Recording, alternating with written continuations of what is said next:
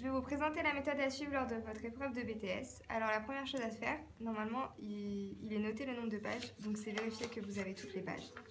Ensuite, ce qu'il faut faire, c'est détacher toutes les feuilles, histoire d'avoir un visuel bien posé. Pour la suite, vous allez commencer par lire les questions. Et à chaque question, le mot important, vous allez le souligner d'une couleur. Par exemple, la première question, il faut souligner diagnostic stratégique. Là, tout de suite, ça vous fait penser à quelque chose, au SWOT. Du coup, vous pouvez apposer à côté ce à quoi ça vous fait penser.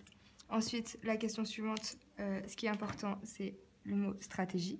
Pareil, là, au lieu de noter une théorie, enfin, un principe comme le SWOT, là, ça vous fait penser à un auteur, Mintzberg. Donc, vous le notez. Ensuite, cette question est coupée en deux. On parle de stratégie et ensuite, vous pouvez mettre une autre couleur, histoire de bien couper la question en deux. Pour la question 3, on nous demande la structure. Du coup, vous surlignez structure, et ainsi de suite pour toutes les questions. Lors de la lecture des questions, ce qui est important, c'est de noter les auteurs auxquels ces questions vous font penser, les théories auxquelles elles vous font penser, et de bien penser à noter aussi la définition de chaque mot important. Diagnostic, stratégie, structure.